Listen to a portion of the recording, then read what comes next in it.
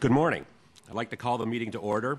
I'm Dennis Mulhaupt. In March, the board designated me to act as alternate presiding governor to preside at meetings of the board in the event that Governor Linton, the interim presiding governor, is absent.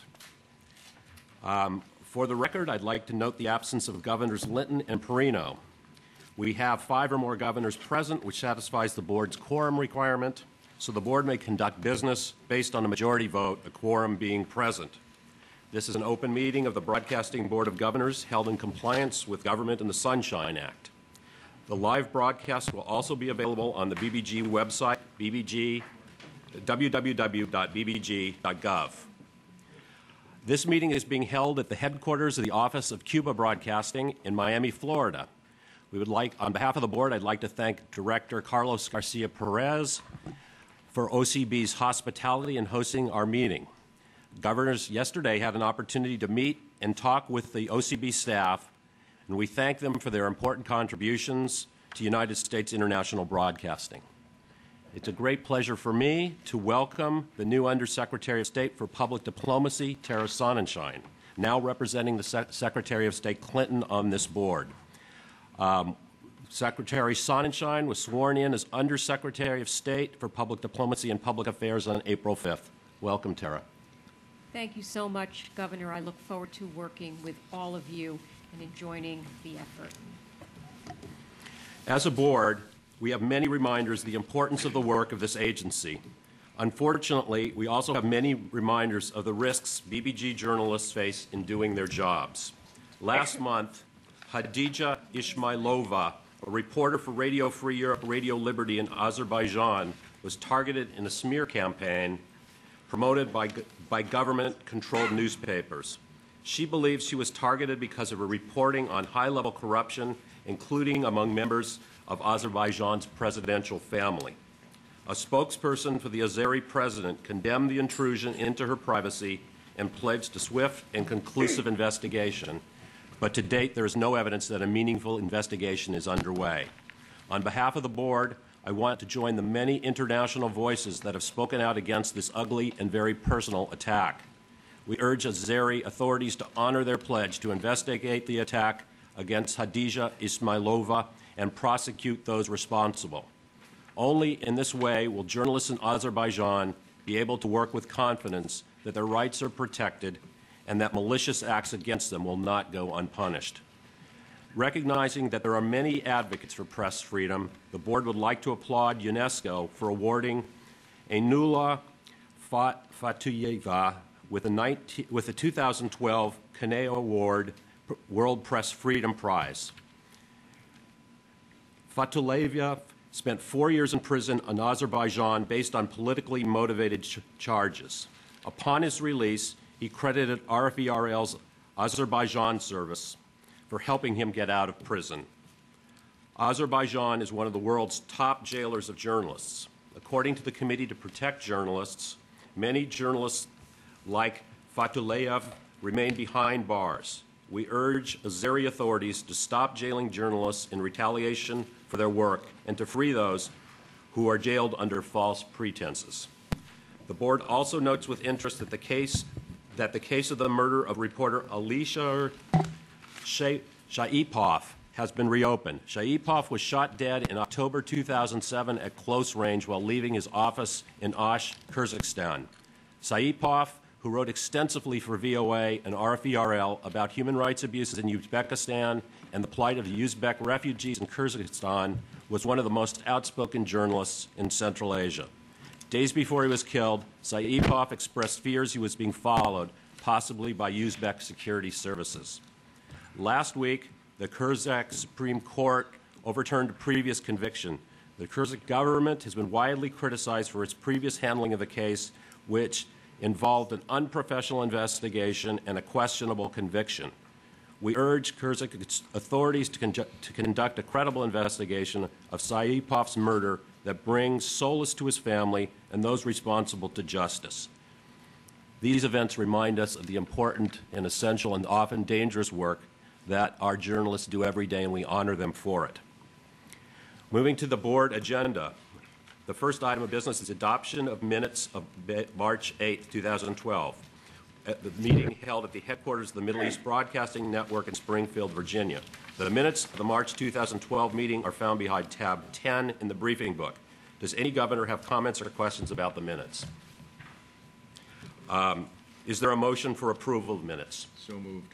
Is there a second? Did the change, Mr. Coleman, that I asked for, was that put in? It's not in my copy. Thank you for pointing that out, Governor Ashe. Actually, Mr. Chairman, what we distributed today were corrected minutes that included comments from Governor Ashe. So at your place, your corrected minutes. So which one are these? The ones that is in front of you, This really Governor. thick Yes. document? Yes, that includes the So comments we're- that you made. All right, I see. All right. Okay, so That does reflect my comments.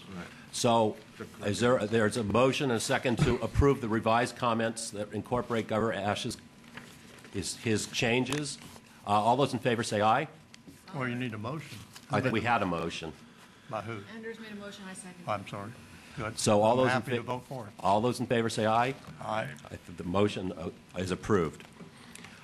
Resolution thanking Ambassador Kathleen Stevens, Governor Ashe. Thank you, Mr. Chairman. As you know, Secretary Sonnenschein is now the fourth representative of the Secretary of State that we've been privileged to work with in less than 2 years. But her immediate predecessor, who probably served the briefest period of time, was also one of the best.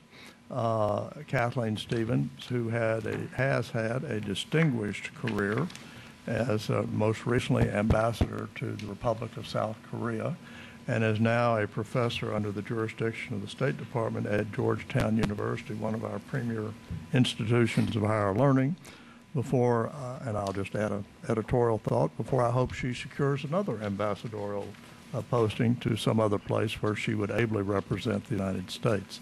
But during the 6 or 8 weeks that she served with us, she attended the innovation meeting, was one of her first duties over at RFE.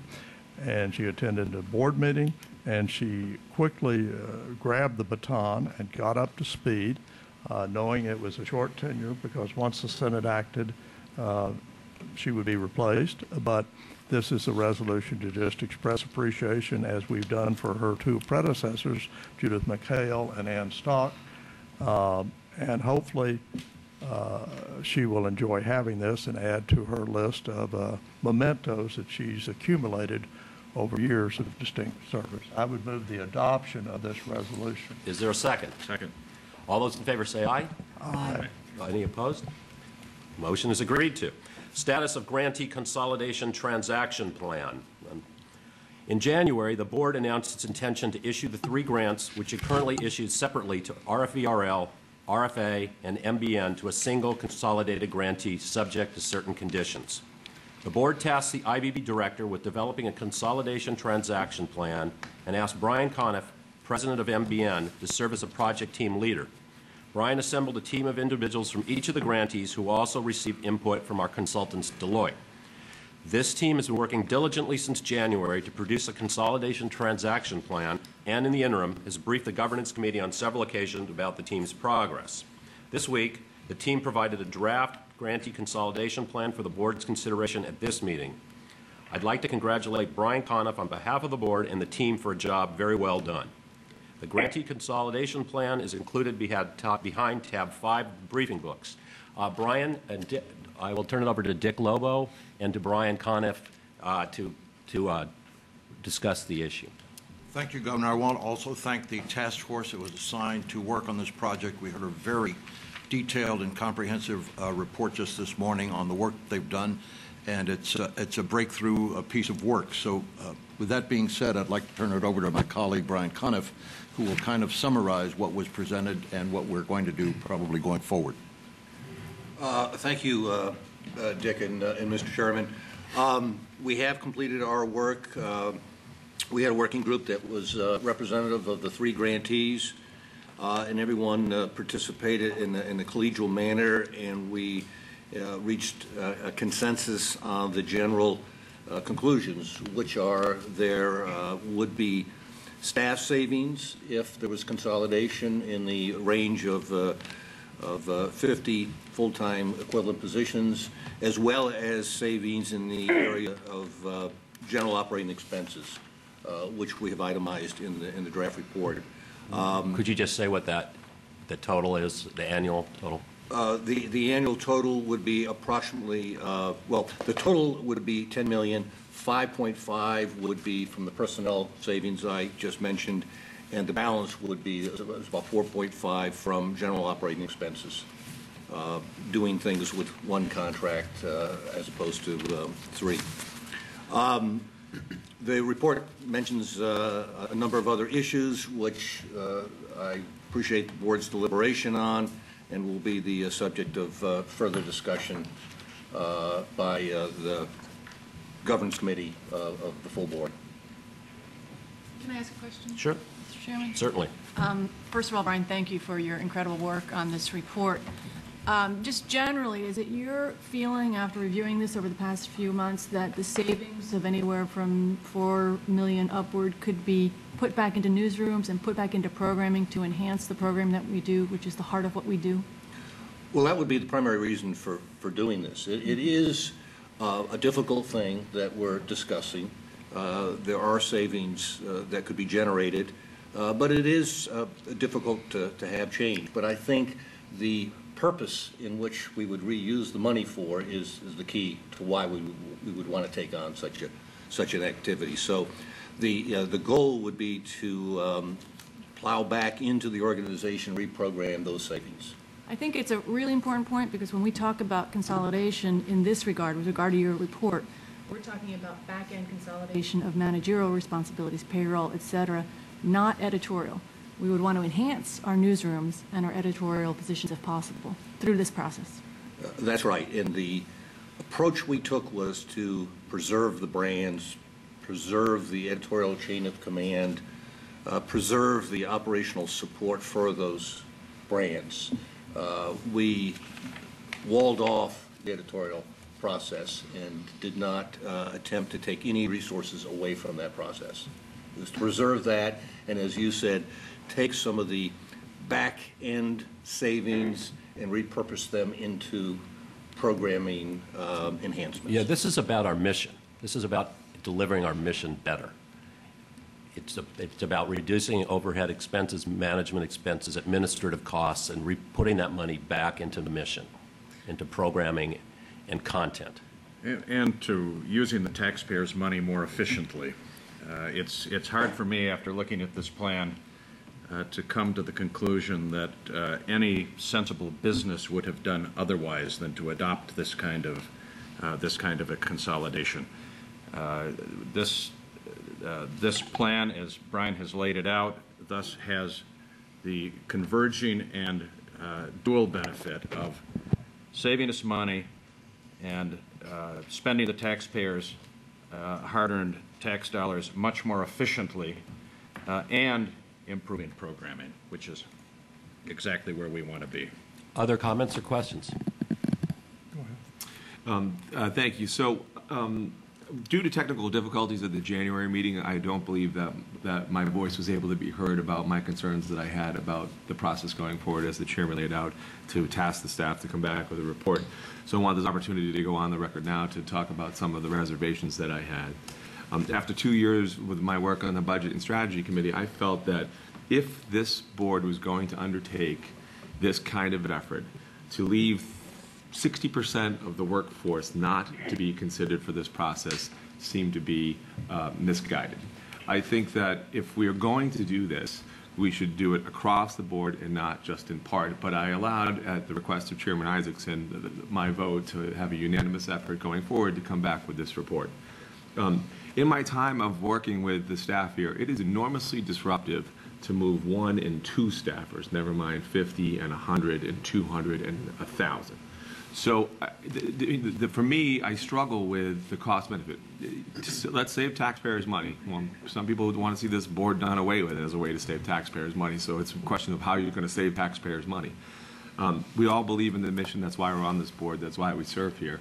But I still am at this point not understanding how the capital, the time, the intensive, we got smart people running companies that are spending their time doing this that have many other burning issues that we've consumed our last 2 days with, and probably didn't get as far as many of us wanted to on some of them, to have them continue on this process, which I worked in Congress. I worked for half a dozen people on our committees of authorization. There's not a wellspring of support to have this happen. It's going to take some shoulder and some effort and some time and capital to have the people in Capitol Hill move in this direction. So I struggle with the energy and the time to do this in this way. I mean, some of the findings that Brian and the report, it is a challenge. We got an office in Prague, we got an office in Miami, we got an office in Washington, we got an office in Springfield. I mean, some of this, no one would have designed U.S. International Broadcasting this way. It's a 70-year evolution, and so we're trying to put it on a path going forward. So I still remain concerned about why not go for everything if we're going to go for some of it, and it still troubles me. But can I speak to that, Michael? Because we are moving forward with the Innovation Act, the U.S. Broadcasting Innovation Act. So that is happening at the same time. That's just going to take a lot more time. So this is an interim step. But is there any reason why we shouldn't do this while also pursuing the legislation, in your opinion? Yes, because the time and energy that it takes over the very thin staff that we have at the leadership level to tackle a third of the problem should be used to tackle all of the problem, in my mind, because we don't have more staff. In fact, we've had conversations about people we have to lay off in the 2013 budget, and we're going to have to do more with less. And to put this on top of it, the other thing that I struggle with is that this board put us on a path 2 years ago for global network news, which was, in my mind, a way to address pulling resources together and centralizing them. And so we are down one path here, and we're down another path here, and I don't see, I mean, I know there's more discussion involved, but we're pursuing several different paths and deploying people that, in the end, really are opposite directions. They're actually not different paths. I think they're complementary paths. I think one reinforces the other. If we can demonstrate that consolidation works, that it saves money and enhances content and programming at the same time, I think that's a big step toward actually moving the big legislation, the Innovation Act itself. I think one helps the other, and they are completely concurrent and parallel. I support your efforts on that, for sure. I just question our ability to manage all that at once. It's just, I think it's an enormously hard challenge. My other concern is that while we're spending time on this, are we spending the resources on doing the bigger, broader mission as it goes? And that continues to be a concern for me, as we go forward on this. Governor Ashe. Mr. Chairman, first of all, I think the discussion that has occurred here to date is commendable. I think the back and forth between Governor McCue and Governor Meehan is of interest, and it's good that we're doing it in open session. And that's how this process should go forward, in my view, because I think whether one ends up supporting this or doesn't support it, it's the most significant vote we will cast during the limited time that we have the privilege and honor of being on this board. So I think that's very significant, and I think there's still a lot more discussion yet to occur, whatever the final outcome may be. And there should be no rush to judgment. If there is a rush to judgment, it will bode ill will, it will create anger, and regardless of what the outcome may be, you can have a divided vote where the losers are satisfied they had their day in court, or you can have a divided vote where the losers declare war and proceed to fight it elsewhere. I am delighted to say that we discussed earlier today, and the chairman, and particularly with Secretary Sonnenshine's timely, articulate suggestions, have decided that the 43-page report that Brian Konoff produced will be released by Lynn Weil. She'll be the person putting it together, and it'll be on our website, bbg.gov, with the reason being that this is not endorsed, but it is to seek opinions from the public as to what they think about this, because ultimately we are the custodians of the public's goodwill or bad will or will for the time we're here. And so whenever it appears, hopefully sometime next week, and then the Governance Committee will be meeting May 24 under the leadership of Chairman Mulhaupt to further discuss this. And What I see by this is a unanimous effort by the board, which may end up differing at the end, but still a unanimous at this point that it should be transparent and that we should reach out to all who are involved and seek their opinions on this. And the 43-page document is a good starting point. Let me be upfront. I do have questions which may very well be answered satisfactorily. It was said here, and I asked for it earlier, that there will be $10 million in savings. I want to see the documentation for that. I don't buy a car without looking it over. And again, while I'm not suggesting that the figure were cooked or anything of that nature, I am saying that in terms of due diligence on a vote of this import, that we all have a solemn obligation to get to the bottom of it. And when we say 10 million and we get asked, how do you come up with 10 million, each of the 6 of us could give an answer, as opposed to saying, well, you need to read the report. Well, if you read the report, you don't find the answer. And that isn't a slam at the writer. It's just all the documentation is not there. And I think there are a number of other issues that are legitimate and that are part of due diligence in terms of we'd be looking at hiring a new CEO. We have not discussed as a board, at least not at a meeting I've been privy to, as to how we would go about that process. Would we hire a search firm, as we did for the head of RFE? Would we just hire a person, as we did for VOA, Dave Enser, a wonderful choice, but without a search firm?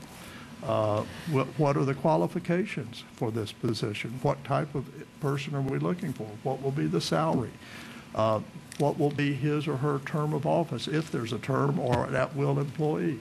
There are many questions that are very legitimate in terms of a new CEO that must be fleshed out. And I don't say you can't embark upon this long journey, which may have a wonderful, maybe the pot of gold at the end of the rainbow, without having as much advanced knowledge as you can.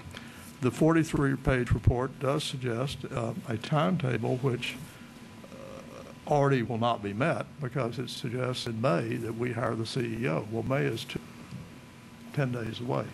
I don't think we'll be hiring a CEO in the month of May. We might be doing it later on, but not then. But again, this board would need to meet and determine the answers to that. Those are just a couple of questions that I have that I think the governance committee will look into the end of May, that will trigger robust and thought-provoking discussion among the board members and the 2 members who are not with us here today, and questions that any staffer worthy of the name on the Hill would ask about and want to know what it is. And, what will be the authority of this new CEO? Is he or she, in effect, it?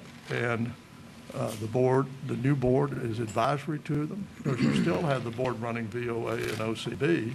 It's just the 3 entities, which would be, and of course, how that goes about. Anyway, I didn't mean to speak at length, but simply to raise the questions, a couple of questions, there are many more, that merit answers, and also to say that I, for one, genuinely look forward to hearing the comments from the public when it goes on the website.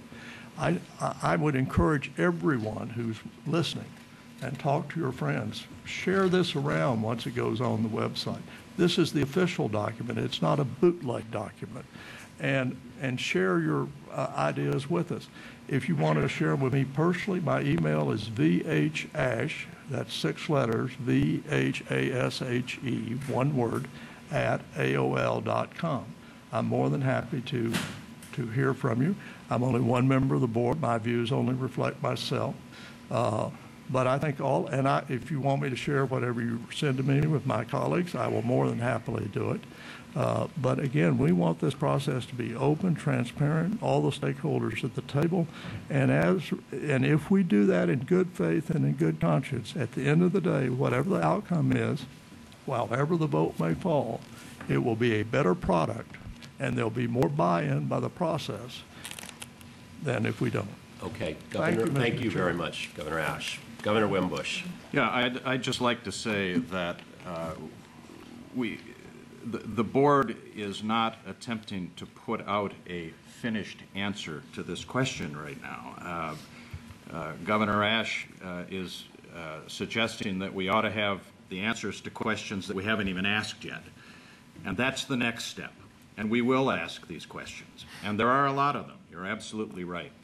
But I think that it's important to see the contradiction that we have in these two opinions. Michael, your feeling is that we don't have the energy to approach a question that's this large because we have so many other things going on. Governor Ashe suggests that this is the most important vote that we're ever going to make on this board. And my response would be, how is it that we can't have the energy to approach the most important vote that we're going to make? To be clear, that's not what I said. Okay. I said, please clarify. No. It's a fair question. I'm happy with having the topic. I said if we're going to expend the energy to this, we should go for everything, not just a part of this, because it will take a lot of energy to reset the course for the next few years. So my point is, if the board decides that it is important enough to address 3 of the companies, less than 40% of the workforce that we as a board have responsibility for, why wouldn't we put them all underneath? My colleague says we're going to. Okay. Yeah. No, my question is, we are doing that right now. I mean, we're doing Hill visits and we're trying to move the Innovation Act forward. It's going to take time. But I don't. But what I'm saying is that given this report that we got, all 43 pages, which I read, and we all said let's move this forward and have the staff come to us. At this point, the savings, which $10 million is a lot of money, but the next staffer will tell you that if the Congress finds $10 million, it doesn't promise to give it back to you. So there's the push and pull of the reality of some of this. Not to say that we shouldn't continue to go down the path to find cost savings for the taxpayers' dollars across the board and do it in a smart, strategic way. I'm absolutely 100% behind that. These are, by the way, the kinds of discussions that my co-chairman, Michael Meehan, and I have all the time. Your approach to this would be, why would we go down that path if we can't have it all? And my approach would be, why shouldn't we go down that path when we can have some low-hanging fruit wins fairly quickly, and which might make the path clearer for the larger piece of it? Right, and my response is that the energy that it takes to do this, because you and I sat through a 100-country 59 review, hour by hour for a year and a half, and to see what it took for us to make those improvements in a case-by-case basis.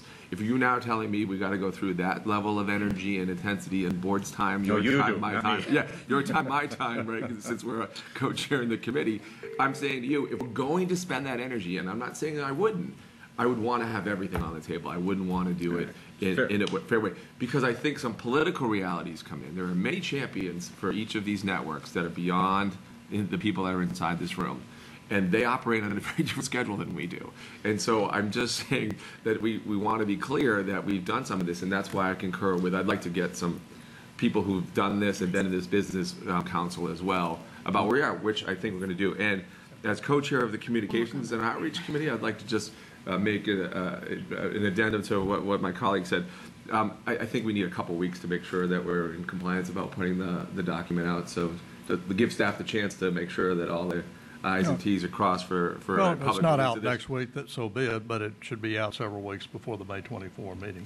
Fair enough. I just think the staff time involved just needs a little extra space. We need to move along. I want to very quickly just reinforce one point that I made earlier, because there's a lot of conversation about the savings. I think $10 million is significant, but that's not the main reason to do this. I mean, the main reason to do this is because we are reforming the agency, we're building in efficiencies, we're reducing the bureaucracy, and enhancing the newsrooms. That's the main reason to do it. Well, let me say this. I think I'm the oldest member of this board at age 67. Which means what? Well, it means I'm the oldest. And I want to reassure... As I said, which means what? Well, it means that my energy level is damn good. And don't anyone worry about it. And even though I'm getting a hip replacement, I'll be able to keep up with the rest of you. And you may not always agree with where my energy's headed, but by gosh, I'll be there with you. And anyone who wants to follow me around, don't worry about my energy level. It's there. Okay, good. So just the action items. The board, obviously, as we've made it clear, the board needs to study the consolidation plan carefully, and as we've said, we'll release the plan for public comment as soon as possible. I move that the board make the following decision regarding next steps. First, The grantee consolidation plan should be submitted to the Governance Committee for closer examination at its May 24th meeting, with a view towards making a recommendation to the plenary board at the appropriate time thereafter. Is this written down somewhere? Is that the only motion? No, I have two more things. Second, that the board should direct the IBB director to begin the process of identifying and selecting the advisors for the transaction, but not enter into those relationships, but be ready should the board decide to go, to move forward. And finally, the board should direct the IBB director to prepare, but not to submit, relevant congressional notifications so that in the event that the board decides to move forward, those are prepared. Is there a second? Second. Mr. Chairman, under Robert's Rules of Order, I request a division of the question. Those are separate motions. And I request they be voted on separately and discussed separately. Okay, so the first item is the grantee consolidation plan should be submitted to the Governance Committee for closer examination at its May 24th meeting. I'll be happy to make the motion that be approved. Is there a second? Second. Let me say again, just to reiterate for our viewing audience, that this will be on the website, the 43 pages. I guess the date is unknown. Might not be next week, which is the last full week of April, but hopefully it would be in the first week of May, if that's doable. May Day. Before our 24th meeting, so everyone will have an opportunity. And then when we do meet as the Governance Committee meeting, Governor McCue, Governor Mulhaupt, myself, and Governor Linton, if he's able to attend, we will have the benefit of any comments that they may come in. So I'm happy to support this. All right. All those in favor of this, say aye. Aye. Opposed? Okay, that one carries. Second, the board should direct the IBB director to begin the process of identifying and selecting advisors and professionals whose assistance will be necessary to implement the transaction should the board decide to move forward. This is just my view is the purpose of this is to have the staff work, to know where we're going if we decide to go forward, but not, as I said, to enter into any transactions or any relationships. So, Mr. Chairman, so it's to identify people who currently work for us? Or No, outside external advisors. Accountants, We would need, lawyers? for example, benefits consultants, to harmonize things. There are a number of people that we need to find out who they would be, but not to enter into the And would transaction. this be like an RFP process, or like how would that work? I don't know the answer. I think staff would have to come up with I guess when we determine what kind of help we need from the outside, we would check with our contracts people to see how we go about it. Right. The way we conducted the search, I guess, for the Deloitte thing, which was a process with the entity heads involved, I don't know if this has to be that complicated, because we're not hiring anyone right now, we're just identifying people. That's what. Yeah, that's Well, let me ask, first of all, when the IBB director, quote, identifies, that will be seen by some as a selection, even though the word is identify. And I guess I just wonder, what's the timetable? Will there be a consultation with the governance committee on? Well, I would expect there would be. Well, does that mean the entire governance committee, or just in Those that our are session, or interested. how will it be If done? that's what you tasked me to do, that's what I'll do. Well, the motion doesn't say that. Well, I think we can say then, we'll come to the governance committee and with your recommendation. Well, I would suggest then the motion be amended to say with concurrence and consultation with the governance Fine. committee.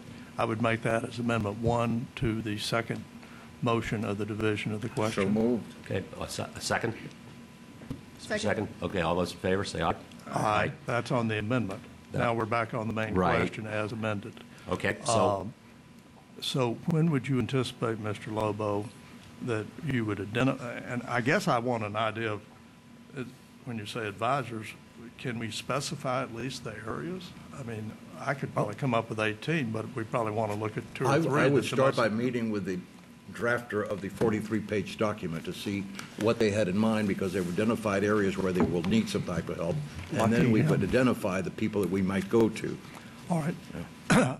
And I do think it's important if we hire a firm that's going to, or a person that, where there's going to be substantial compensation. I'm referring, for example, the $1.3 million contract with Deloitte, that would be substantial. That we have an open, transparent process, and we do put that out for an RFP or for bids. It would not be a sole source choice. Now, if it's just a $10,000 contract, perhaps that's looked at differently, whatever the law says. Understand, But this at a is not major, to hire anyone, as I understand it. This is to make recommendations on people that might. but I assume the recommendations will be made with you contacting Company X and saying, are you okay on being recommended as a potential advisor to handle retirements or severance packages? I Would don't you know not if- be doing that? Well, I don't know if we could do that without an RFP. So we could identify firms that do it, maybe check to see what their rates are, and then recommend people. And then think that perhaps, I haven't finished. The purpose here is to identify areas that contain questions that we have to answer. Do we have accounting questions? Do we have severance questions? Do we have legal questions? Let's find out what kinds of questions we're going to have to address.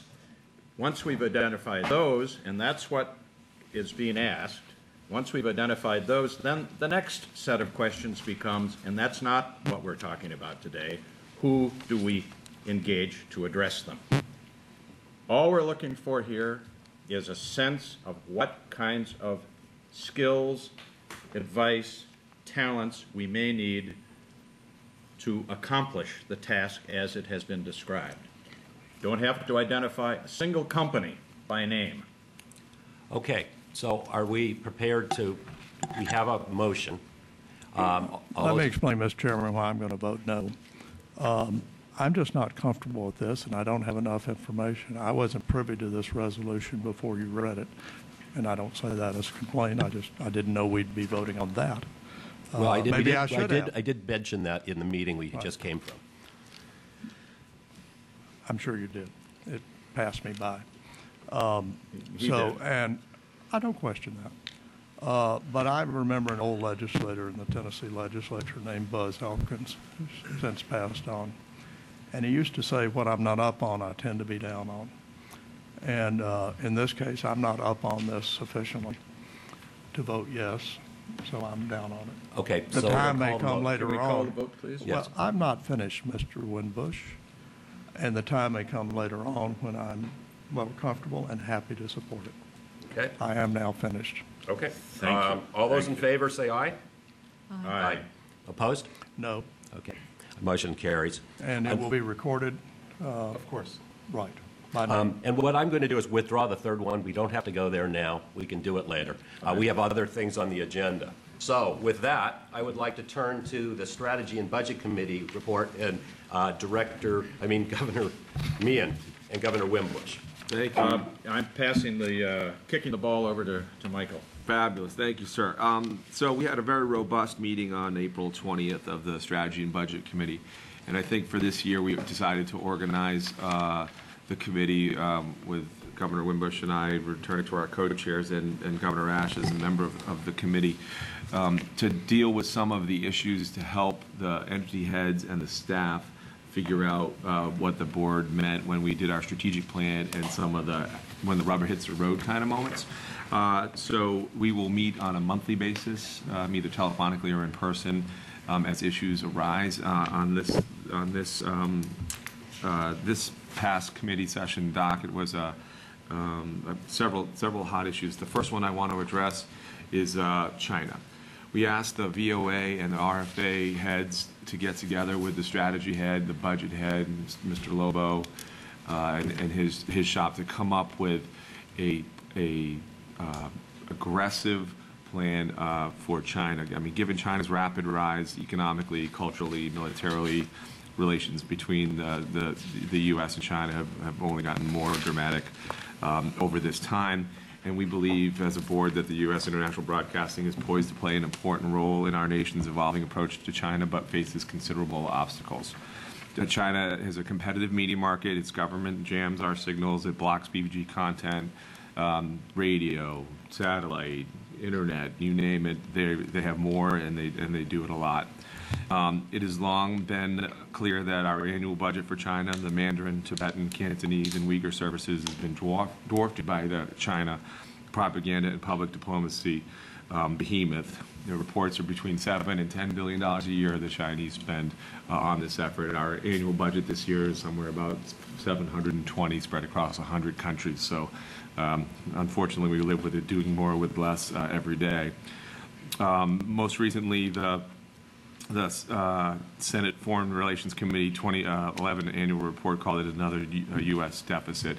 The Secretary told us about her trip to the CCTV in Washington, D.C. to see where the 100 staffers have gone to work in our nation's capital, and their plans for expansion to 4 hours of television broadcast a day.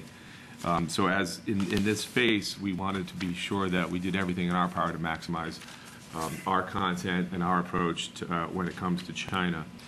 So specifically, I intend to offer a motion on a couple matters that have come up.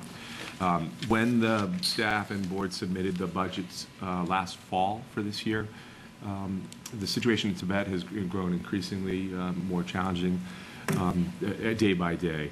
And I think it was this board's determination that we needed to address. There was a proposal for in the FY13 budget to reduce the VOA Tibetan service.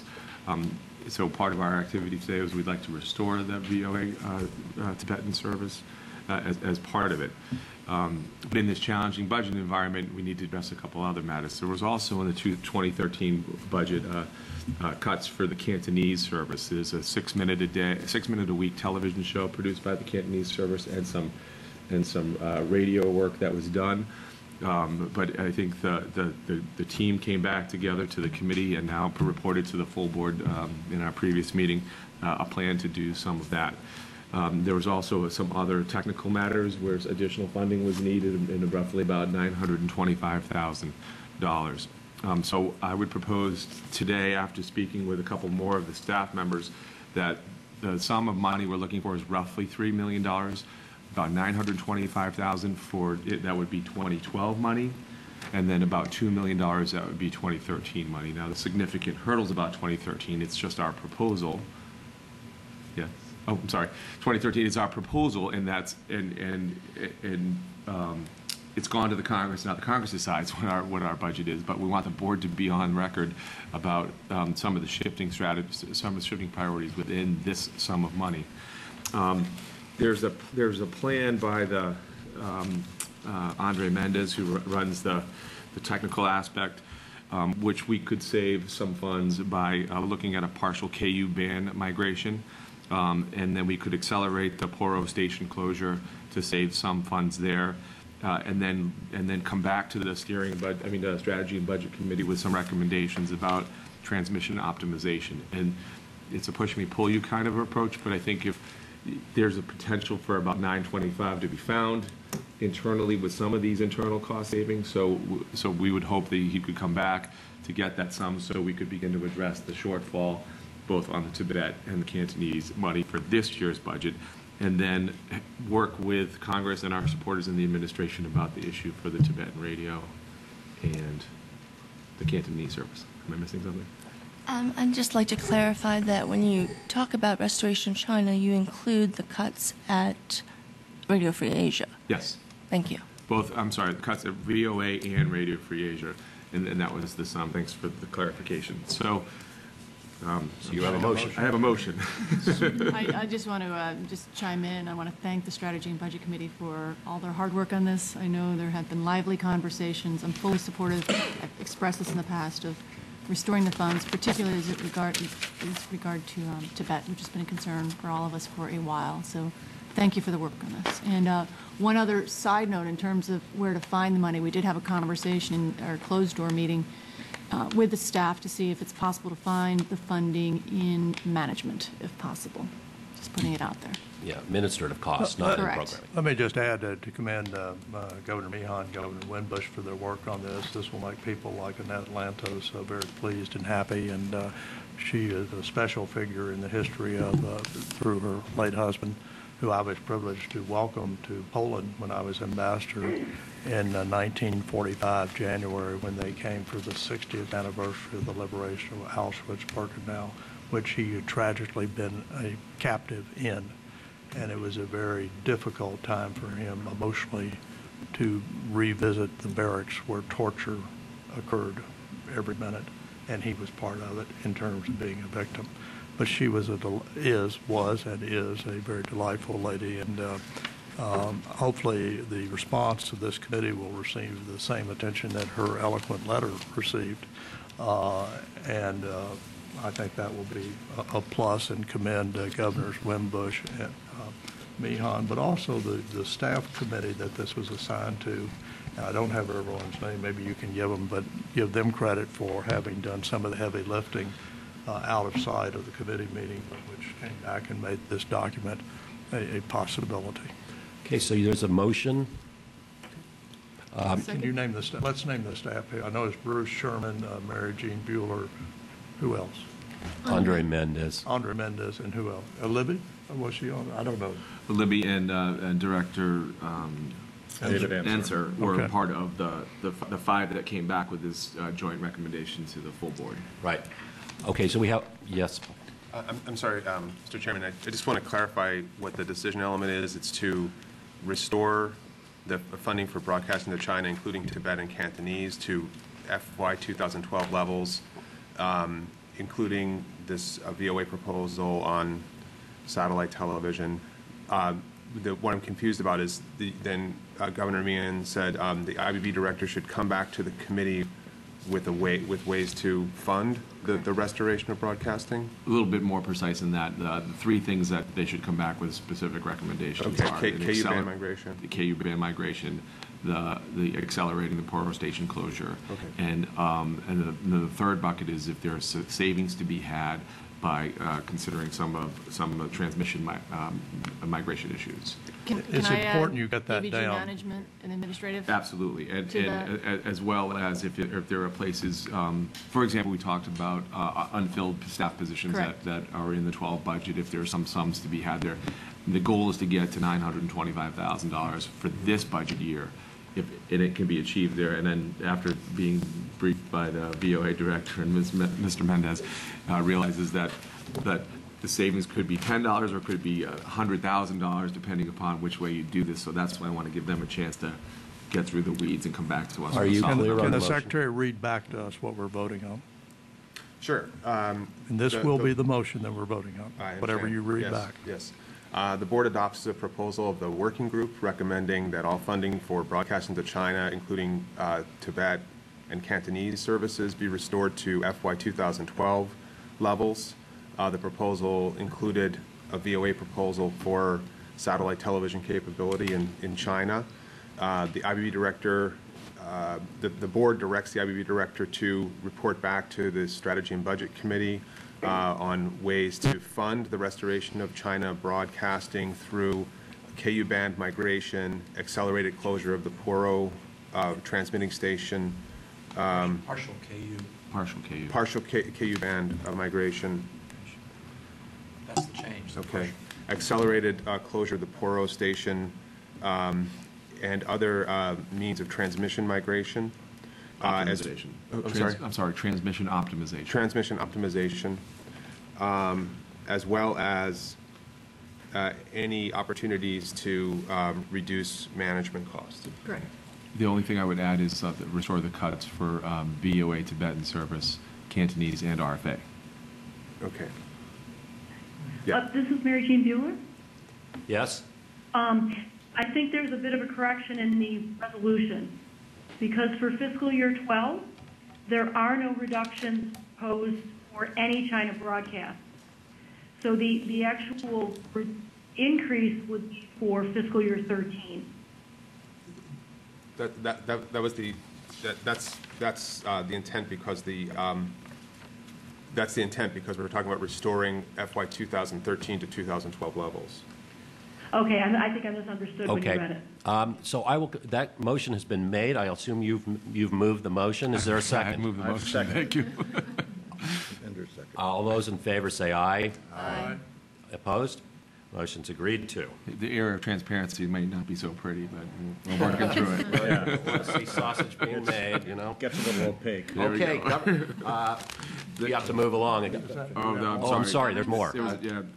So the other issues that were covered by the committee that were sent to us by the board was on the Global News Network, which we've been working for ways to optimize part of that strategy. Bruce Sherman, the Director of Strategy and Development, and Jay Tolson have a proposal regarding news aggregation of the websites. The committee considered the comments and concerns of each of the entity heads regarding the proposal. committee requested the IBB director to present a prototype of a proposed aggregated website, and there was particular interest in some of the widget functions that some of the companies currently use, and we'd be interested in seeing that. And the committee plans to review the prototype at the next committee meeting of the strategy and budget, whenever that date is set. And then I understand that Mr. Tolson the board now has a copy of Mr. Tolson's plan, which is in tab 4 of the briefing book. Governor Meehan, just a question. Was this the one, and just so in interest of transparency, where the entity heads, as well as I believe Mr. Enser, expressed misgivings and opposition? Yes, they expressed some reservations, but we did come to an agreement that we would look at a website consolidation with some of the widget features, and that we would bring it back to the full board to look at that. But this is, and that's all that we agreed to do going forward, was to read Mr. Tolson's plan and to This look. is information. Right. There's no. Well, and my question is not meant to embarrass It's not a anyone. motion, it's just an instruction of staff of what we would look for. My question is just meant to put out there for public knowledge that it is the recommendation of the three entity heads, who don't always agree on everything, but did on this, as well as Mr. Enser, that this is not the wisest idea. That doesn't mean to say we won't agree or disagree. It's just that that is their point of view. They can be free to flesh it out as to why, and some have sent written memos, I think, on it. But I think we need to know the pros and the cons and hear it, and then we'll make a decision. Right. But I don't want anyone to think it was, internally it's not unanimous. There is a healthy, robust discussion by members of the BBG family on this issue. And no doubt that will continue. As there is on most issues that we consider. Right. So that was that can make us all be information. proud. Is there, you have more? Two more items that the committee needs to bring to the board's attention. Our visit here to the Office of Cuba Broadcasting is timely. Yesterday, many of us went along with some of the senior staff to visit with the Miami Herald editorial board. We had a very robust conversation about our shared coverage of an important region, the Americas across the board.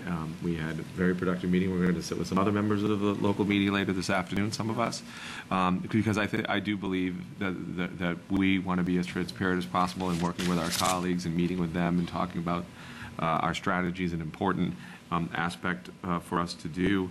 I want to thank Carlos Garcia for having us here and the staff for their warm hospitality, which I know the chairman said earlier. The committee recognized the ongoing need to provide BBG news and information and programming in countries in Latin America where press freedom remains under pressure. Senator Rubio and Senator Menendez just a few weeks ago had an amazing press conference at the Heritage Foundation about the lack of press freedom that's increasingly getting more restrictive, particularly in 5 countries in Latin America, and we need to remain very focused that even though it's a mature, robust media environment, that we still need to have a strong presence there. 500 million people, next door neighbors to the United States, are important allies, and we need to keep those lines of communications open when press freedoms are being challenged. And so a couple of ways in our strategy that we voted on in November of 11 was to utilize some of the physical assets here in the studio that we're in and other assets to co-locate some VOA reporters, utilize some VOA stringers in Latin America to provide content for both the Martis as well as VOA Latin America. And this is a prime example of cost savings and efficiencies that we can have happen amongst our companies and networks and build partnerships.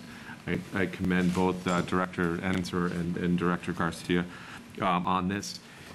The other part of this is VOA has had some great successes in acquiring more affiliates in Latin America. Am I stealing your thunder?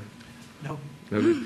So yesterday he announced at the Miami Herald that we have added 30 additional affiliates in Latin America that have picked up our program. 5 more happened last night. Good work. But to continue going forward with that. But then given this robust media market, that looking at the Washington Bureau model and expanding that is a commitment that VOA is going to make, because that becomes a place for us to grow our audience with providing news and information, not only from Washington, but New York and Los Angeles and other places where VOA has assets that our new affiliates, the future affiliates, would like to have from us. So that's our update on our America strategy. And then there were 2 other matters that, as it relates to crisis contingency planning for Syria, Nigeria, and Yemen. Those were discussed. That the staff was at work planning on surge efforts based upon meetings that they've had with some sister agencies and other actions that we would have a plan that would come for us for potential surge activities there. And though it seems strange that although the 2013 budget has not yet been considered or adopted by Congress, as Mary Jean likes to remind us, the 2014 planning is just about to begin. And so, in fact, the agency is officially beginning that process with a detailed calendar that is located in tab 2 of the activities that need to happen. And the committee strongly encourages all the staff to bring your issues to the board when you're running into places where you can't find ways to harmonize some of the activity in a given country, and we will help provide you insight on the strategy and where the board would like to head. But as my colleague Susan McCue points out, passing large pieces of legislation is going to be very challenging, but this board and the staff have the power to implement our vision on matters, and we'd like to continue to build upon that success like we have in China and Burma and other places where we're moving forward together to save money and do a better job. So with that, I conclude my report. Thank you, Governor Meehan. The Governance Committee, with today's report, the report today will be given by Governor Ashe. Thank you, Governor Mulhaupt. And of course, the chairman serves as chairman of the Governance Committee, and normally that's not a report I would be making as a member, but at the request of the chairman, I'm making it since he's presiding here at this meeting. And to keep it as brief as I can, but also providing information to our members, but our viewing audience. The first 3 items are somewhat technical, but they're amendments to the bylaws, which were actually discussed by the full Governance Committee and recommended, and also at the time that Governor Linton was chosen to be the presiding governor. So getting right to them, I would move, and let me just, well, I'll move the adoption of Bylaw Amendment 1 and make that motion, and then explain that this was sent out to each board member 21 days in advance in accordance with the current bylaws. And this first amendment, if adopted by the board, would simply provide that the chair of the board, whoever he or she may be, is a non-voting ex officio member, because prior to this it wasn't clearly stated which way. That doesn't mean the chair can't still be a member of the committee, but if he's a member only by being chair of the full board, it would be non-voting. If he's a member, like Governor Linton is of governance by virtue of his office as a governor, then of course he would have a vote. And I would move the adoption of that. Is there a second? I'll second it. Second. All those in favor say aye. Aye. Any opposed? Motion is agreed to. Amendment 2 simply incorporates a statement of the authorities of the presiding governor and the alternative presiding governor, which was the subject of some extensive discussion, both at governance as well as by the full board, because obviously with the sudden resignation of Chairman Isaacson, we really hadn't dealt with this issue before, and previous boards apparently had dealt with it, but they dealt with it in a slightly different way than we dealt with it. But that's the way it goes. But I would move that the adoption of Amendment 2 to the bylaws, which all board members have, which states the authority that Governor Linton and Governor Mulhaupt have in their respective positions. Second. All those in favor say aye. Aye. Aye. Any opposed? Motion's agreed to. The third amendment incorporates the protocol for the release of materials from closed board meetings.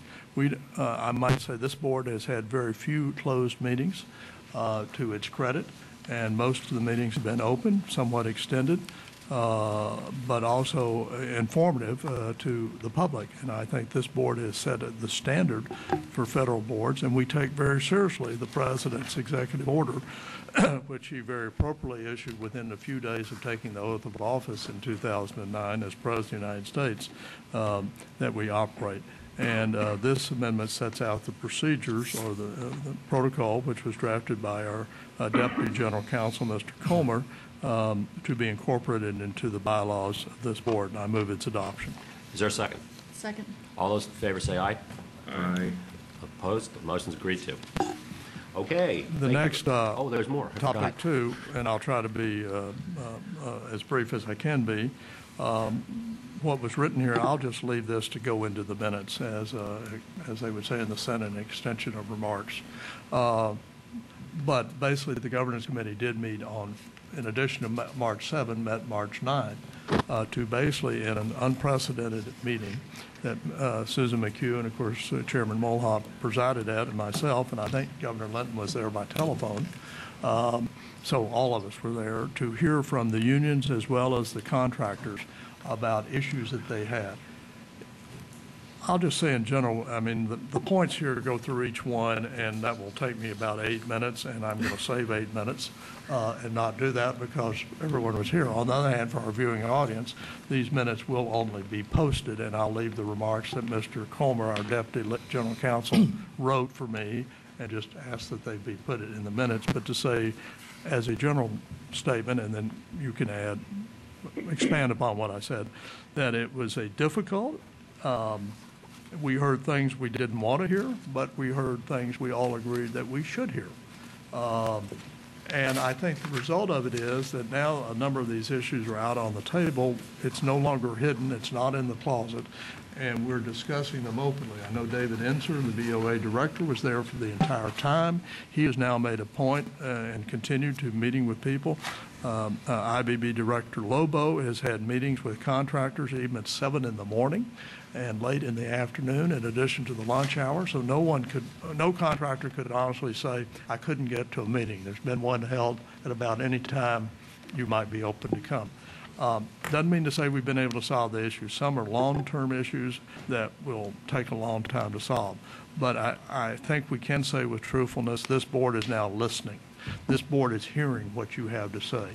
This board, as President Clinton used to say, I feel your pain. And there is pain among the contractors.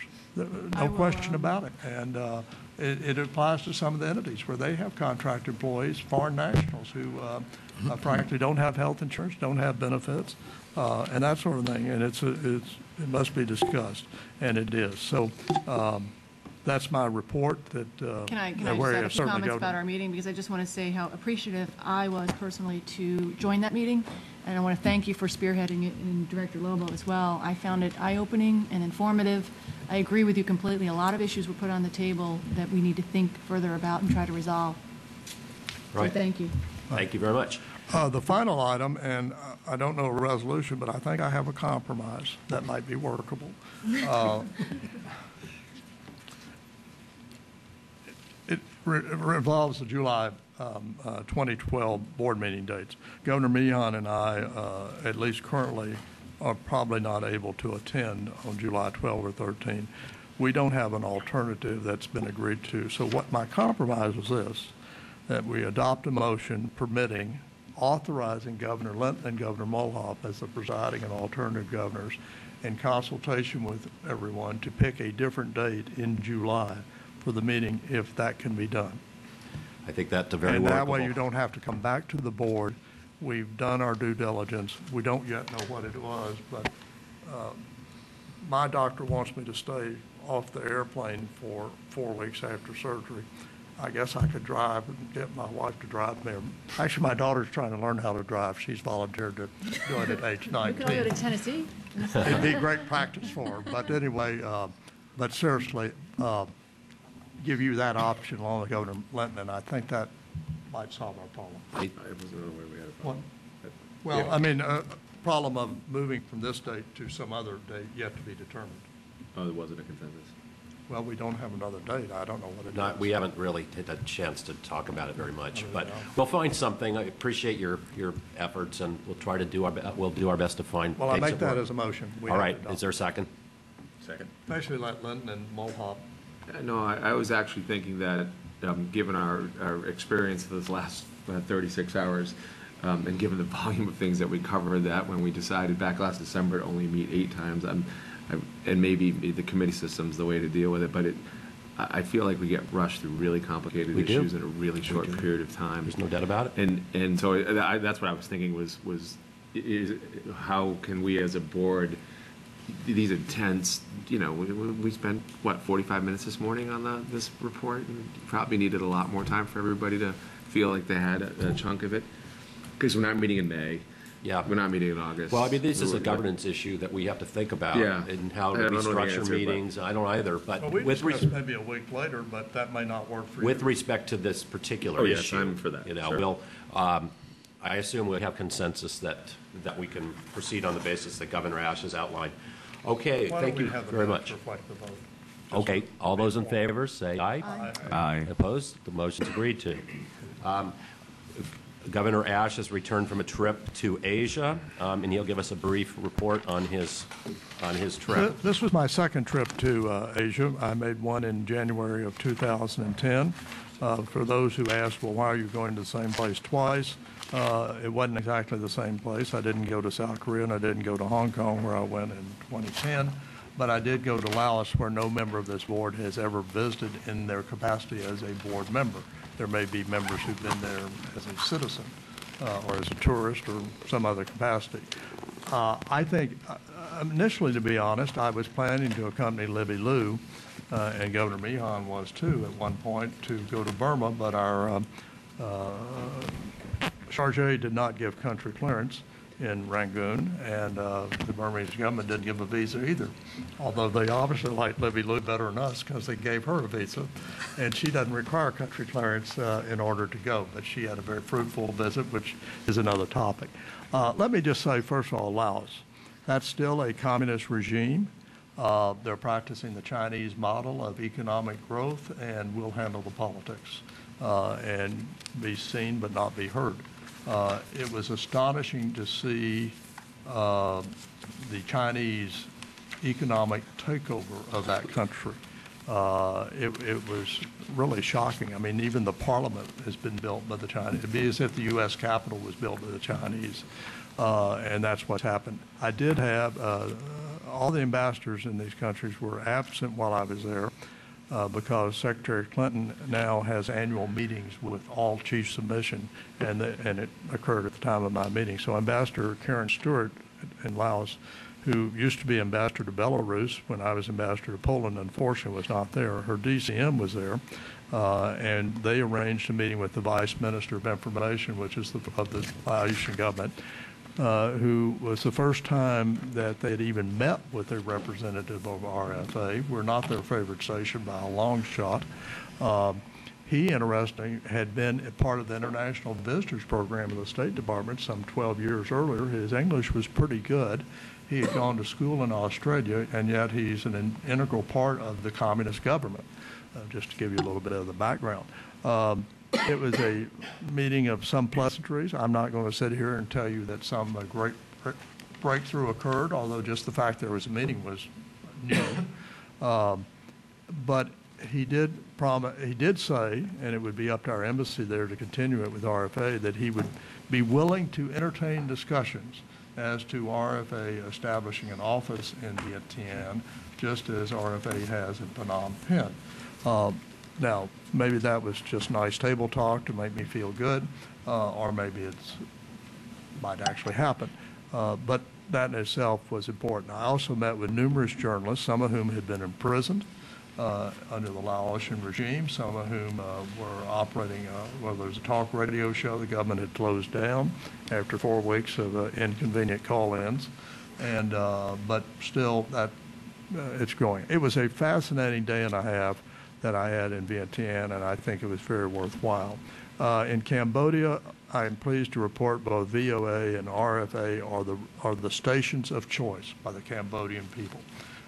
If you ask them what they're listening to, we come out ahead of the government propaganda station that they have. RFA is more targeted than VOA. It's part of their mission. They report on, frankly, you might say, local scandals. Land use practices that are malpractices. They report on things the government doesn't report on, where the Chinese, a developer has drained a lake in the central part of Phnom Penh that I drove by, so a developer can get a special casino built over what you and I would call not just a wetland, or a marsh, but an actual lake, spring-fed, that now has to be redirected some other way. It is a land planning nightmare, and RFA is the only station reporting the truth to the Cambodian people.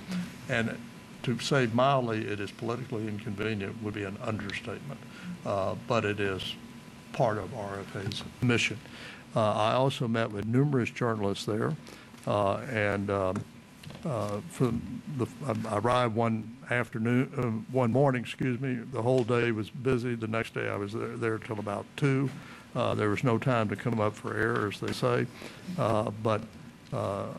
and I visited the RFA office as well as the VOA office. I hope the time can come when they can be co-located, but I can tell you the morale at both offices is high. The commitment to what they do is high, and there is value, I think, they don't know me, Victor Ashe, from Adam. They do know that there are 8 governors or 9 that serve on the board. So the fact that any of us might show up and give them a pat on the back is well received, particularly in 2 countries where, frankly, it is not a free and open society. In Thailand, I met also with the embassy, with the acting PAO director. I met also with the RFA staff, the VOA staff, I guess it would be IBB representative there. I also was the first governor, I believe, to visit Untitled, which is the transmission station in the north near the Laotian border. That was a day trip. It was fascinating to see what's going on in the dedication. This was a base during the Vietnam War by the American military, but the actual station is separate from the base. And let me commend VOA and IBB for what that station does. You know, there are a lot of reports that have come out in the past that, you know, and the reports are, I think, basically false. I'll just say a lot of rumors, where the U.S. government has been accused of operating secret facilities and behind fences, and no one really knows what's going on. And then, of course, the silence suggests all sorts of conspiratorial type nefarious activities. That is anything but the case at our facility in Untitled. They not only invite high school students in, mayors, city council members, the entire community.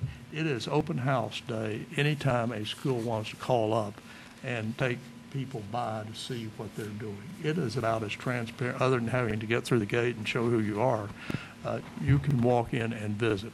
Secondly, and I think this was just terrific, through part of their budget, probably not more than $8,000 or $9,000 a year, they give away money to the more impoverished schools and have developed a relationship with neighbors in the area, with neighborhood groups, with elementary schools, with secondary schools, in a way that, frankly, I didn't know had occurred, but is incredibly commendable.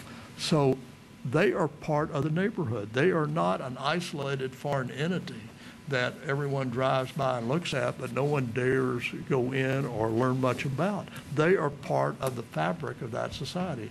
The head of that operation is Richard Ballas, who is approaching his 9th year there. His wife is a Thai national. He will probably retire into Thailand at the end of his mission. Everyone else at the facility is Thai. They are dedicated to what we do in terms of shortwave and medium wave facilities. And if you ever get to Thailand, do go see it. I mean, you will be extremely proud of what's there. The equipment there is probably $80 to $90 million worth of investment. It is incredible what is there. Secondly, let me say I also went to the smaller facility, but also important facility located near the ancient capital of Thailand, Ayutthaya, even though it's referred to as the Bangkok facility. Is not in Bangkok. It's in Ayutthaya. Actually, it's in a small village with a huge Buddhist temple right by it, which would be worthy of seeing just as a tourist. But that facility, which does not have an American running it day to day, Mr. Ballas runs it officially, but he's not there. He occasionally goes to visit, but it's also well operated. I might say the American ambassador to Thailand, going back 5 ambassadors, every one of them has been to the facility at Untitled. Several have been to the one, and the DCM has at the one near Ayutthaya.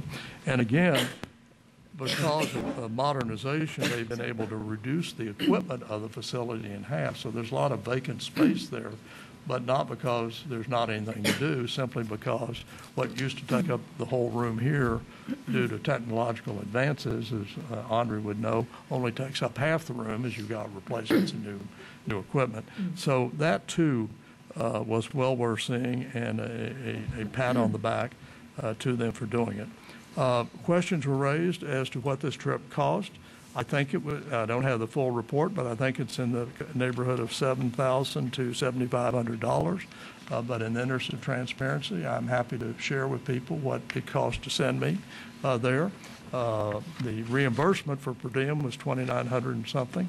And I don't know exactly what the plane ticket is, but for anyone who wants to know. But of course, I have to go through the most expensive travel agency in the world, called Carlson, because of the contract we have. Someday, Dick is working on getting that changed so you can reduce the airfare in half. I mean, but we all know we have to pay. If you go through Carlson at BBG, you pay double what you and I would pay if we went online and bought the ticket. But I went coach, and that was the cost of the trip. Okay, great. Thank you very much. Sorry, may I ask David, a question? Quickly, David, please.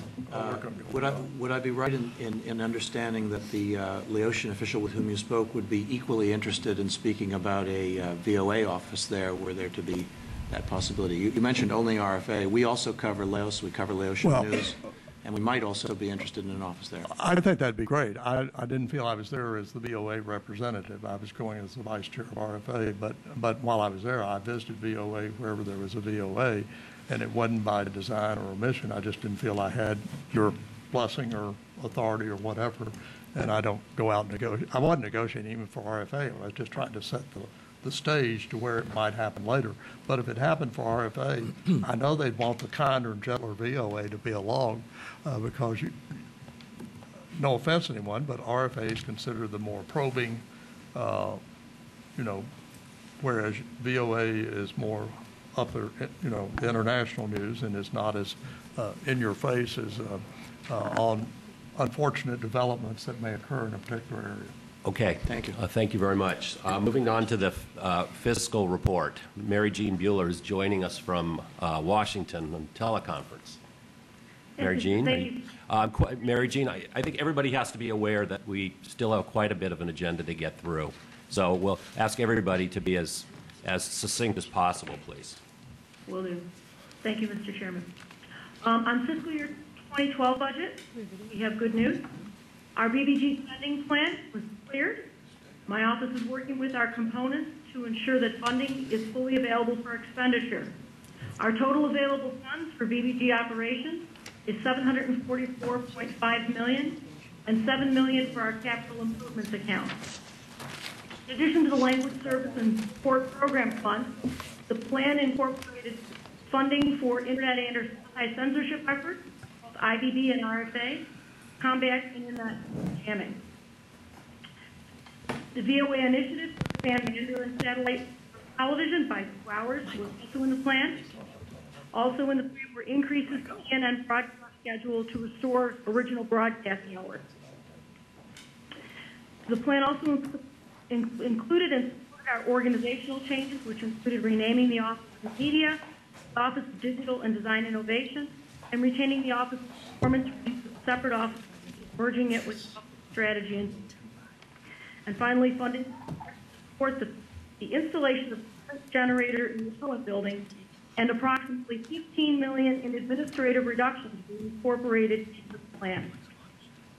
On fiscal year 13, the House and Senate appropriations are starting to look at various bills. Ours is usually taken up a little bit later, so I don't have any bill. But we will be monitoring progress on these other bills to get a sense of how they seem to be headed in the process. As you may know, the press report, there are significant differences in House and Senate bottom lines for the federal budget. The Senate is sticking to the $1.047 trillion budget cap, which they agreed to in the August debt deal, and the House resolution, typically called the Ryan budget, set at $1.8 trillion, which is $19 billion below the Senate number. You know, Mary Jean, you're fading in and out here. It's not coming in very well. So I'm afraid it's a little difficult to understand what you're saying. Would it be better, Mr. Chairman, if I submitted my comments for the record? Well, if you lean in very quick and finish relatively quickly, and then the rest can be submitted for the record. Okay. But if you do submit it to the record, I hope you'll email it to all of us before we get to I it. can certainly do that. What we do know that is the Senate allocation for the state and foreign operations bill, including overseas contingency operations, is about $53 billion, which is about $326 million below the fiscal year 12 enacted level. What that means for our specific appropriation will remain to be seen when they take up the bill. The House has not released specific account allocations. However, in the two bills that have been taken up, which are basically energy and water and commerce, justice, science, the House appears to be sticking to the lower cap. On fiscal year 2014, as Governor Meehan mentioned, Strategy and Budget Committee report, we are beginning our fiscal year 14 budget process. And as we move forward into this process, we look forward to a collaborative process with our entities. Are there any questions? Any questions on the budget? I'll just say, and I think the board has agreed that we're anxious to avoid some of the problems that occurred last time, and there'll be, the intent anyway, is for a lot more collaboration, communication, and study and outline of what potential buzzsaws might be, particularly on Capitol Hill.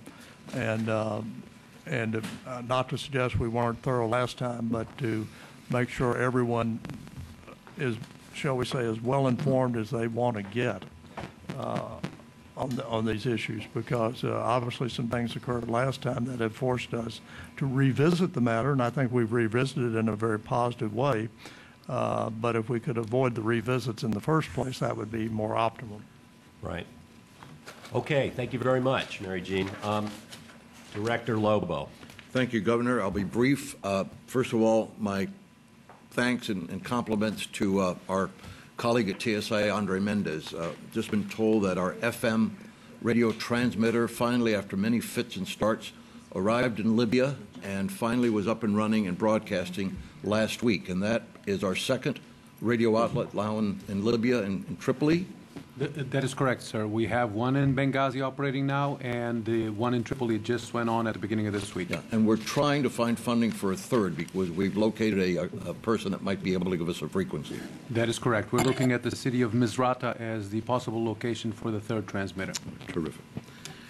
Also, thank you, Andre, and your colleague, Rob Bull, because the IBB Coordinating Committee met earlier this month, and we set a clear mandate for improving collaboration on digital media among all BBG entities at that meeting. The effort will focus on efficient and effective delivery of content on multiple platforms while supporting individual entity editorial content and brand strategies.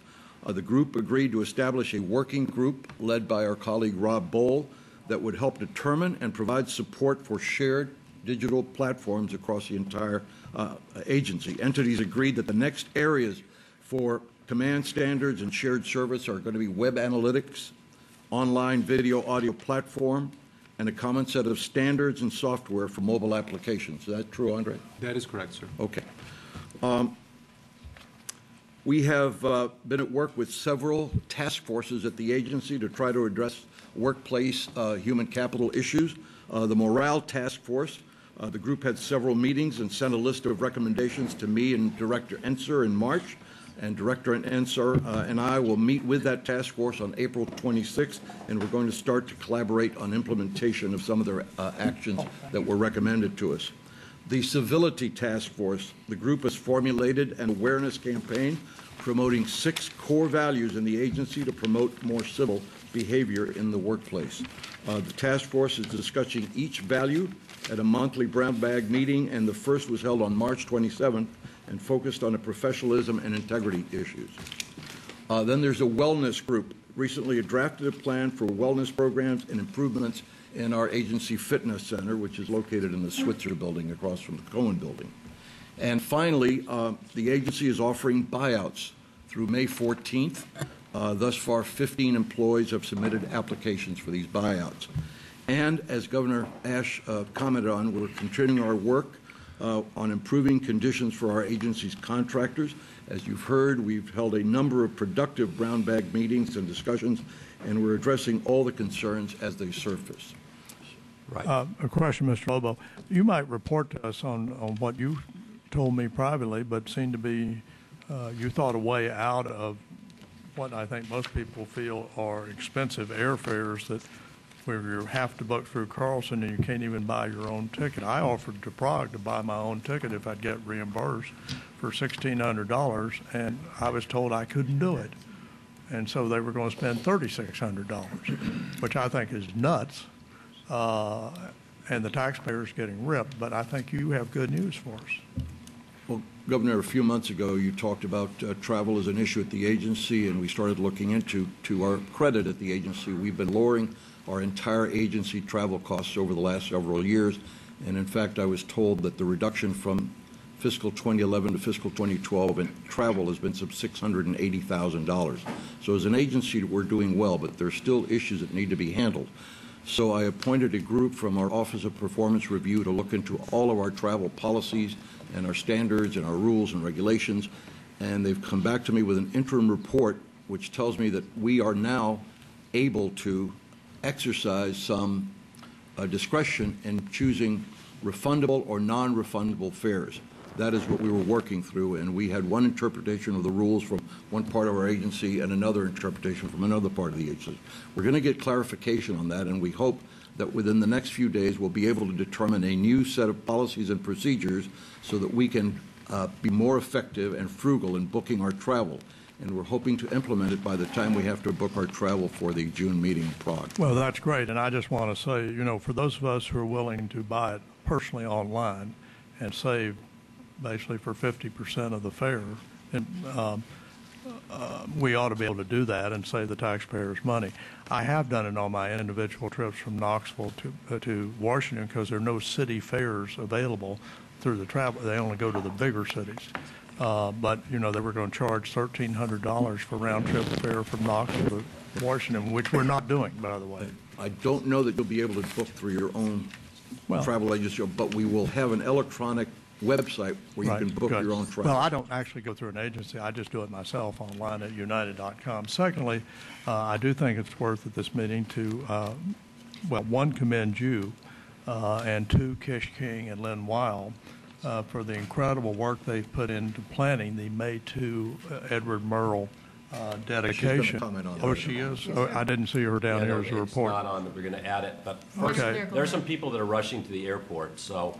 Well, and I have one final thing, which is I want to commend you for making sure the union and the management, April Gabriel, will be meeting April 30 for further negotiations, and my hope is that they will unlike previous years, be able to reach agreement on whatever the contract is, but actually have a contract as opposed to extension of the status quo or creating an impasse where you have to go to negotiations. Anytime you can sit down and work it out, that's for the better. And I'm sure with your leadership and your personal involvement, that is more likely than not. Okay, I understand that several of you have flights. You have to go, so I would just ask that we agree that receive your reports, if it's all right with you, in writing. Yes, we would like to all defer to our written reports, and we will post whatever video we had on the bbg.gov website. Thank you so much. We'll see to it. Thank you. Now, I will agree to that for this meeting, but I hope in the future we don't, because frankly, this is the one time you can ask questions that ought to be asked, and the reports are excellent, but without exception, and in the interest of time, I'm going to go along with it, but without exception, I have questions. I can certainly ask them directly, privately, but some of the questions are ones I want to share with my colleagues, and I'll try to get that. So I hope in the future we'll set aside 2 hours for the meeting if that's what it takes. Well, that's what we're and I think we're headed that way. Yeah. And the time we have consolidation, you better set aside 4 hours. It's going to be a thorough discussion. But just in general, I think we ought to set aside 2 hours so we don't feel rushed. I think your points are well taken. So now I would like to move to an item that's for some reason, dropped on the agenda. Lynn my Weil, fault, Mr. Chairman. for a brief report on communications and public affairs. Thank you. I appreciate the opportunity to speak. I appreciate the board's indulgence, and I apologize if this item wasn't added to the agenda. There was a miscommunication, which sometimes happens when you have people talking to each other. I'll keep things brief as we do have a lunch with 2 members of Congress and 2 representatives of senators' offices immediately after this, and we'll all need a few minutes to recover before we go on to lunch. I have a baker's dozen number of items here that I'll just race right through, and I do hope that if there are any questions thereafter, we can either address them during this meeting or immediately thereafter or any time in the next few days. First of all, on the congressional outreach that this office does, Governor Wimbush was kind enough to meet with Representative Dana Rohrabacher just in the last few days to address some issues that the representative from Orange County had raised on a variety of fronts, principally concerning the Voice of America, but also concerning other items that have been of concern to him in the past. We were able, I think, to address those. Thanks very much for taking the time, and staff are following up on the requests that he made. We also had the opportunity as IBB-BBG staff to brief the staff of the House Foreign Affairs Committee. They had requested information on the fiscal year 2013 budget, but we also discussed the overall strategy and the board's vision for this agency. So it ended up being a 90-minute meeting with a lot of good give and take. So thanks to those who were taking part in that, and many of them are here in this room and some are in Washington, D.C. Third, we had the opportunity for David Ensor, who had been on the receiving end of some questions and criticism from the office of a senator. The senator's office wanted to engage by email. We ended up meeting instead with his staff and found this an opportunity to create more of a bridge and a dialogue where there hadn't really been one before. And we'll continue to have this open back and forth with members and staffers of Congress in person, on email, by phone, whatever it takes to make sure that our colleagues in government and the overseers of this agency across the federal government, the Congress oversees the executive branch, and we're conscious of that, and we want to make sure that they understand what we're doing and that they have the opportunity to ask questions. So with that, I guess that takes care of the congressional report, except to say we are looking forward to welcoming Representative Rivera and Representative Diaz-Balart here in a few minutes' time, along with the key staffers for Senator Rubio, who couldn't make it, but he sent a very nice letter that we'll be reading, and for the opportunity to speak with them, and I believe we have another senator's office represented as well. We'll make sure that anything that comes out of that meeting that can be publicized will, but it's going to be a more or less confidential conversation. So with respect to the outreach that this office does to media, we've had a number of activities lately. As Governor Meehan said, we were at the offices of Miami Herald yesterday.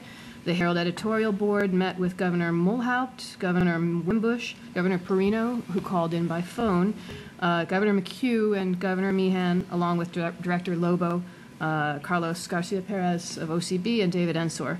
I'd like to thank all of you for taking part in that. It was a productive discussion, and we may be seeing it in the pages of the Miami Herald soon. We will be meeting as well with a couple of media here in the region who cover Cuba and Latin America to discuss Latin America strategy of the agency and OCB right after the lunch. We've been ramping up our social media outreach. The BBG Public Affairs team has been increasing the readership on Twitter and Facebook, as well as optimizing what's now online to be used on mobile platforms. And we've been helping entities, all of them, to increase the visibility of their work by posting more on BBG.gov, as well as tweeting things out, et cetera. So social media is something we're beginning to focus more and more on. We've also increased the dialogue with certain blogs. Public diplomacy bloggers based in Washington, D.C. and in Los Angeles, as well as other interested parties. And we'll continue in a spirit of openness and transparency to speak with them. Also, in the spirit of openness and transparency, this office has been engaging more and more with stakeholders.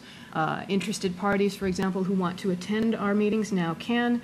We've put in place a procedure for welcoming members of the public who are able to sit where possible in extra seats in the studio space where these very meetings are being held. And as the board well knows, this board is one of the most transparent of any for BBG. all of this information is available online through video as well as on paper, and increasingly we'll bring people in where we can. Also, in the spirit of openness, as Governor Ashe indicated, we'll be posting the 43-page report on consolidation currently being reviewed by the governors in a time that would allow plenty of public review, given that this document was just introduced to the board and that the next governance committee meeting is the 24th of May. I commit to you that we will post it by May Day, May 1st, close of business. Great. Thank you for your support in that effort and for the support of the Communications Committee in working up a communications plan with me. Governor McCue, did you I have just something want, to add? if you're through, I just wanted to commend you, Lynn thank Weil, you. for your incredible work as we try to increase our transparency, our communications, our outreach, and bring entities together and create cross-communication. You've done yeoman's work. Thank you. And your leadership is appreciated. I So appreciate thank that. you. May I have 2 other words, please? And then I'll go on. Oh, sure. And I'll- I didn't. thank I thought you were through. No, Sorry. but if you like, I can be, Mr. Chairman. You just give me the sign. Quickly. That's it. We have a new annual report. It's posted online at bbg.gov. Everyone here has received many copies and are handing them out or sending them out by mail. So, but you can also find it on our website. And thanks to everyone involved with that, including Jenny Lee Ramsey of the graphics department, as well as Tish King, who for years has been helping shepherd these reports through. And last, certainly not least, I'd like to thank Governor Ashe for your support and your encouragement and your enthusiasm for the event that we're about to have on May 2nd. We will be rededicating the transmitter based in North Carolina. It's called the Greensville Transmitter right now, Greenville being a nearby town, but it originally was named, or rather it was dedicated and named after Edward R. Murrow, and then the name was taken down, and through Governor Ashe's investigations, we found it needed to be restored. We're doing that, but not only that, we'll have signage inside and outside the building, on the exterior, on the road leading up to this facility, on the country roads around, 3 highways, all because Governor Ashe was asking for, and in fact insisting on that. And then that's just the interior, exterior signage. And then we're having this event, which will be a fantastic event thanks to the encouragement of Governor Ashe. We'll have a local authority speaking. We'll have a local minister speaking. We'll have a number of other activities, the local junior high school band, and we're looking forward to the whole thing. And thanks especially to the North Carolina staffers at this facility for helping keep the costs down as much as possible. This event will cost $10,000. More than anyone ever thought it might, but it'll be the biggest thing the region has ever seen. Thank you, Governor Ashe. Well, let me say thank you for the accolades, but they're not deserved just to me. Dick Lobo signed off on it early on. I did. Well, to my knowledge, you did, and you're going to be one of the speakers at the event. Let me just say, if anyone is listening or watching who lives anywhere in North Carolina, mark your calendar for 10 in the morning on Wednesday, May 2, and just come on over. Your Congressman Walter Jones will be there. Casey Murrow, the only child of Edward Murrow and his wife, will be a speaker representing the family. The high school band will be there and be playing not just the national anthem, but a lot of popular tunes you won't want to miss out on. And it's going to be a gala occasion. There'll be a tour of the site and the facility afterwards for anyone who wants to see it. This will be a bang-up event. It's the best 10,000 one-time expense we've done in a long time. And it frankly shows, as we did in Yutan Tandi in Thailand, that this facility is part of the Pitt County community in North Carolina. And anytime we're located somewhere, we ought to be considered an integral part of the community where people consider us not some strange entity out in the fields, but something that the locals are proud of. Okay. And I think that's great. And thanks to Lynn, Tish, Andre, we could go on a long time, and Congressman Jones, Ray Celeste on his staff, who've just done a fantastic job, the local Chamber of Commerce, all of whom are going to be there. I think we're going to have 150 to 180 people there, and it's just going to be exciting. Maybe much more after this. And more if anyone's listening to this. Okay, we have a hard stop here in 10 minutes. So, Carlos, Thank you. OCB report. First of all, I want to thank the board for the visit, and Undersecretary Sunshine, Nick, welcome. I want to also thank the IBB staff and the BBG staff for helping set this up. You can come here every month if you want. It's fine. We'd love to have you here. And I also want to thank the board for the town hall meeting that we had with the staff yesterday. I thought it was a great opportunity for the people that work on a daily basis at the Martis to express their concerns and have direct communication with the board members. I'll be very brief.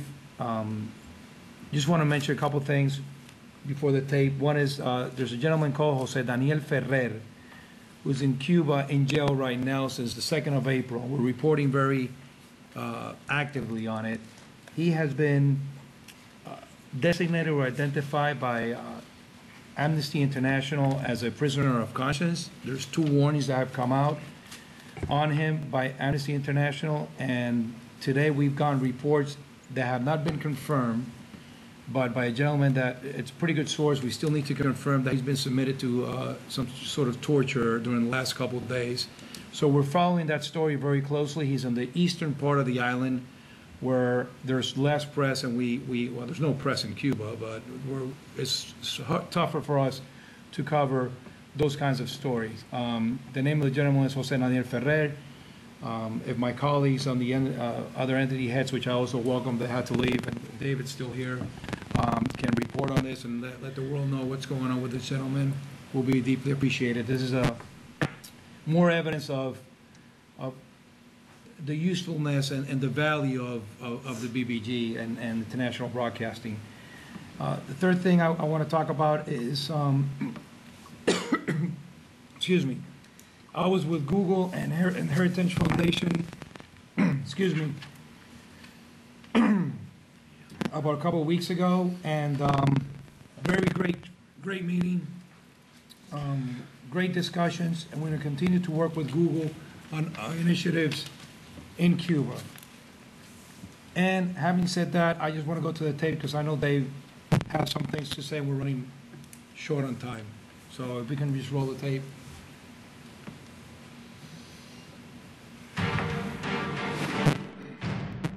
March and April have been busy months at the Martis. Highlights include Pope Benedict XVI's visit to Cuba, the death of an important member of the Cuban exile community, the Summit of the Americas, and much more. Pope Benedict's highly anticipated visit to Cuba, the first by a pontiff in 14 years, was marked by a wave of repression, arrests, detentions, and intimidation by Cuban security forces not seen in recent years. On the 9th anniversary of Cuba's Black Spring and 1 week shy of the Pope's arrival, 70 members of the Ladies in White were detained throughout the island. The Martis were the first and only media outlet with live coverage from Cuba as the arrests were taking place. The images of the Pope tending to the faithful were overshadowed by images such as this one. A man brave enough to yell down with communism was quickly dragged away by Cuban state security. Then, as the world watched in disbelief, a member of the Cuban Red Cross attacked him, going as far as hitting him with a folded-up stretcher. Immediately, all platforms of the Martis began working on identifying the man via text messages, Twitter, email, on radio and TV Marti. Radio Marti broke the story when a listener from Cuba called in with the information. The victim now had a name, Andrés Carrion. We were the first to obtain a reaction from the International Red Cross. The exclusive reports continued and the stories were picked up by newspapers and radio stations. Also, TV Marti videos were broadcast around the world. In fact, the Martis became a hub of information for international wire services, national networks, or local stations. It seems as everyone was looking to us for the latest news coming out of Cuba. Another highlight was the launch of our new half-hour information program, Antena Live. Blending traditional elements of a news program with those of a news magazine, this is the latest example of our growing efforts to increase viewership on the island. April also marked the passing of Monsignor Agustin Roman, one of the most iconic figures of the Cuban exile community. Radio Martí and MartíNoticias.com covered the funeral mass with live, extensive participation of community leaders in Cuba and Miami. Online, it was a record-breaking month. While the Pope was in Cuba, visits from inside Cuba to MartíNoticias.com increased by 84%, with over 18,000 first-time visitors and more than 56,000 page views in just 3 days. And there's more. Of all the federal agencies, Radio and TV Martí are numero uno when it comes to retweets. According to OhMyGov Inc. analytics, the Martí audience is the most engaged. The U.S. Army came in second and the Navy third. During the last 6 months, OCB has undertaken a number of anti-censorship measures. We're sending email blasts, we're sending SMS text messages with breaking news, we're sending DVDs, thumb drives with our programming. We've distributed over 11 million editions of El Pitira electronically, and we have over 300,000 subscribers on island. Let's not forget, all these groundbreaking numbers are being set by the people in Cuba. These are just some of the things going on at the Martís. Thank you, and we're glad you're with us. Thank you very much. Good work. Thank you. That's our report. Thank you, David. Mr. Chairman, I'm used to trying to do things in 2.5 minutes. They're supposed to be 5, so I'm going to try to do that. We just cut 3 of the elements out. I'm going to show you 1. But this is a nice opportunity just to quickly, I know for all of us, we talk for hours about things that matter, but it's nice to be reminded what it's all about, which is impact. Right. I was going to show you, but I'll just tell you quickly that our Korean service reporter Sungwon Baik got a first look at the North Korean missile launch last week. He evidently displeased the North Korean authorities when he questioned them pointedly about how they could justify the missile program where North Koreans are suffering from chronic malnutrition. There were some discussions thereafter, some difficulties, but in any case, VOA was one of the first to be able to report what was happening from North Korea. And we also covered a North Korean military parade and speech by the new leader. And Steve Herman's Twitter feeds were a powerful expander of our impact in that coverage. We also reported, we are reporting steadily, we're sending teams in to the Syrian refugee camps in places like Turkey. Perhaps I can show you later a very, very compelling story that was done by Rudy Bakhtiar of the VOA Persian team. She did it in English, and it's all over Voice of America and all over the web. I would just like to quickly show you one video, which is about VOA 60. We call it VOA 60, Your World in 60 Seconds. This made its debut on our Vietnamese website and has been highly popular. It's now on 36 of our language services. It's a way of seeing the world briefly, but concisely and visually. So please roll the tape.